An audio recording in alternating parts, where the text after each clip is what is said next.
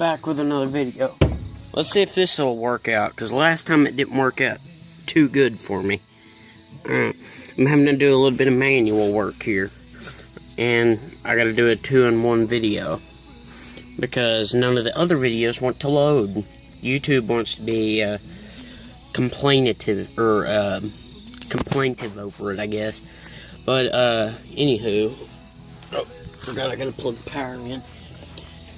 I got a little bit of a Halloween treat for you. Let's see. A little bit of a Halloween treat, I guess I could say.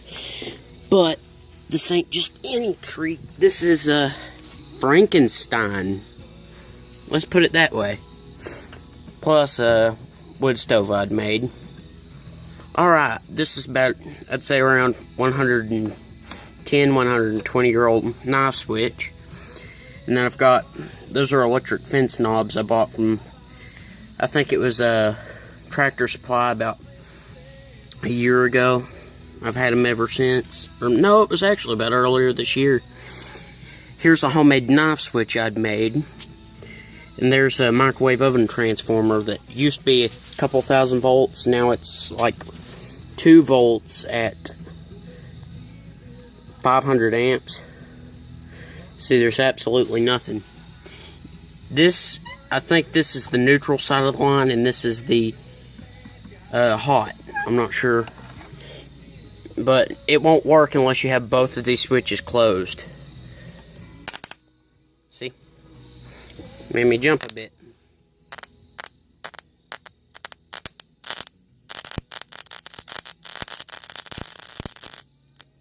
It's like the spark of an arc welder. And how I gave it this fairly nice finish, looks kind of old, and like it's had a, I'd say like a stained finish. This right here, a 1940s gas torch. You pour gasoline in it. Believe it or not, this thing runs on gasoline. You fill it up about here, but you have to take this off. You fill it up. Some of them have like a big wing nut, basically, or a wing plug. You unscrew it from the bottom, fill it full of gas. This one you take off the pump. You fill it up with gasoline. And then tighten that back down, pump it up, and then you open this valve here, and it squirts gas out of the nozzle. You light it, let it heat up, and it basically looks like a flamethrower for the first 10-15 minutes, and then once it heats up all the way, it's a nice solid blue flame. About like this right here. Nice solid blue flame. I just went over it. And since these were the wider parts of the wood, they were more susceptible to charring under the heat of the flame. And these lighter spots, believe it or not, were actually the darker ones. But once I hit it with the torch, it brought out the dark. It charred it, basically, and left this nice, old, aged look. I've got it disconnected now so I can touch it safely. This is a knife switch I'd made out of a 2x4, 2 little pieces of 1.5 inch.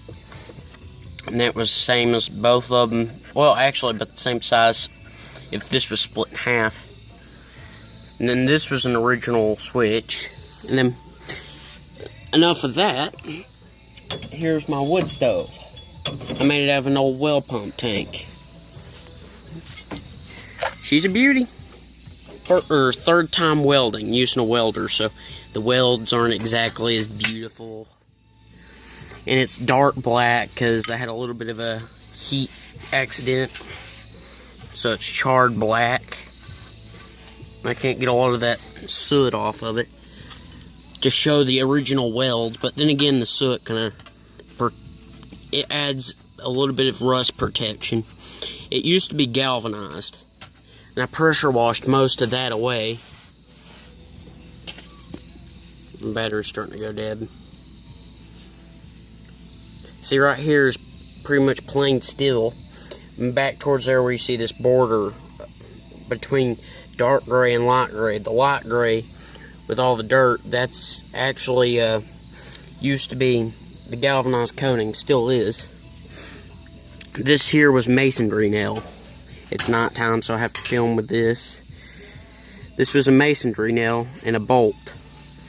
What I had done here, and it's hot, so I gotta be careful, is I bolted it and locked it in place with 2 nuts, which worked out fairly well, and a washer in between those nuts and the metal door, and then a washer in between the bolt head and the metal, and that's been tack welded on there. And then I welded this on here, because wood stoves, they get very hot. That's what they're meant to do. And if you touch this spot, the heat transfer in between the bolt and the fire, so the fire hits this bolt, heats the bolt up. The heat transfers through that weld and into the masonry nail, which burns you. Now, if you take a spring or something like this, it's much harder for the heat to transfer through, because it's coiled.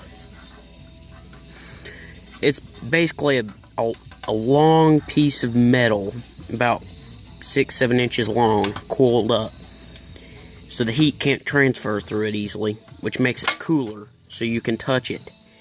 And inside I had a fire going earlier, so it was pretty hot. Come to life there. But what I've done on the inside, if I can find my fire poker. Oh, and this was a piece of like metal rod I'd bent and then sharpened the points on it. And you can tell I made this because the welds are so crappy. My papa has a MIG, so that's the only reason I had any luck. And those weird shaped rocks in there, slates of rocks, it's actually tiles that went on a fireplace, like an outdoor fireplace. And basically, they hold the heat. It's right here. That's the fire. Duh. Simple. So you heat these stones up. The stones help retain extra heat, so it's like an oven. And an oven it is.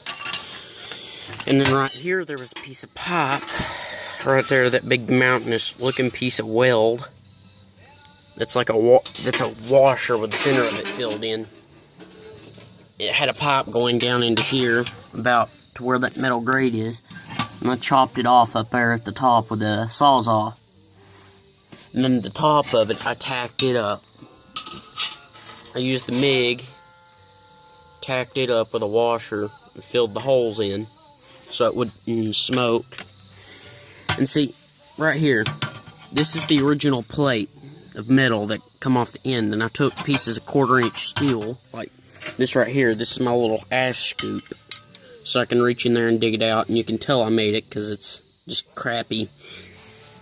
It does its job, so I guess it's not all that crappy. I could probably smack it up against a rock and it'd last, so I'm good with it. Anywho, I keep running my mouth. I need to hurry up before the video ends. And then here's a grate off the top of a old amplifier, like I think it was a 4-channel audio amplifier that was tore up. So I cut the top off of it to make a metal grate. Then here's my homemade flue, right there. This right here, it's a piece of not channel, but it's a piece of angle iron holding a sheet of metal with a nut tacked onto it. I've got 5 nuts on here. You can never have enough. Anywho, right here, as I screw this in, like I'm turning it right now, so it's opening the flue up more, inducing more air to the fire. If I turn it to the left, like I am right now, it closes it up.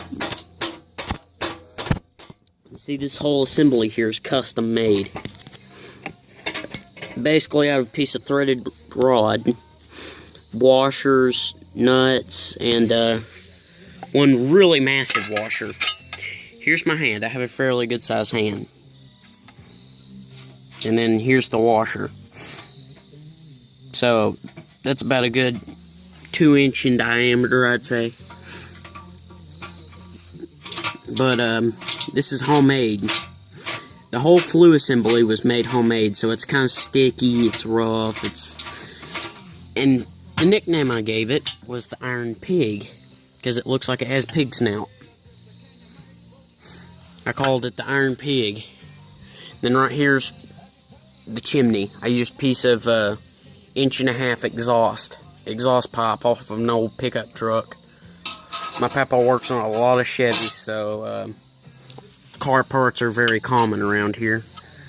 So that's a video I've done on these two random oddballs. I was thinking about making a door in the back to make like a smoker out of it, so I could use it as a wood stove and a smoker.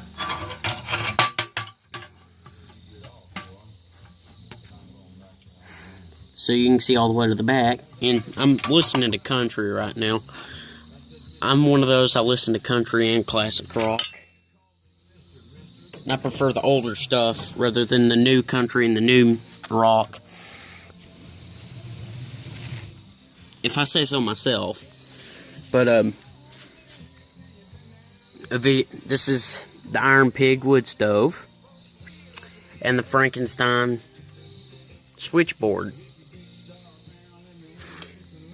Well, yeah, that's something else I've made. A little bit of a oddball thing in itself. But I'm thinking about doing a video on how to age wood with a torch. It works marvelously. Sometimes I mess up when I say big words. Like, what's that one that's expialidocious or something? I'd probably never have a chance. I wouldn't have a snowball's chance in HELL.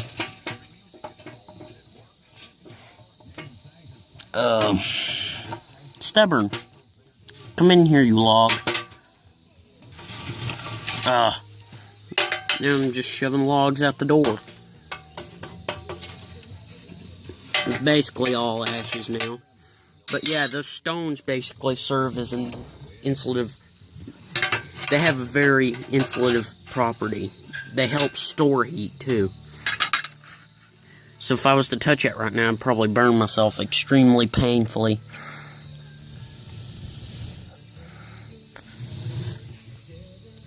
There's a flame. I figured I'd give you one. I'm covered in white ash. It's cold out, so I'm starting to see my breath. But here's a small chunk of the. Ow! Smacked my arm on the door.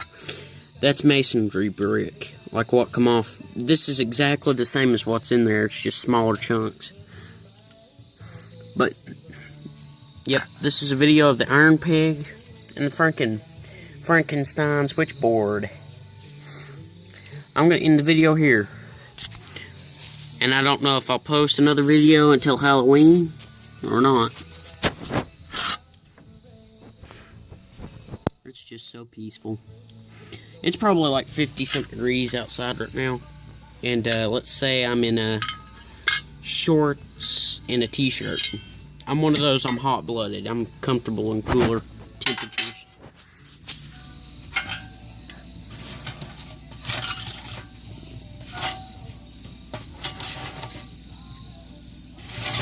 Oh, painful.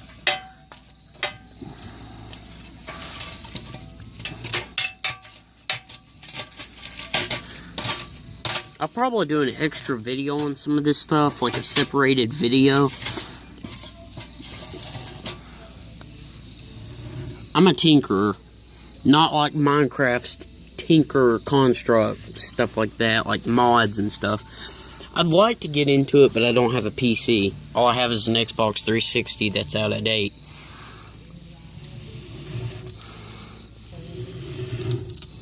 There's your fire. It's just comfortable to sit in front of something like this when it's cool outside. I can actually stand to sit in front of it. See, I could shut it right now. It'd probably still burn pretty good. Just touched a hot coal. That didn't feel good.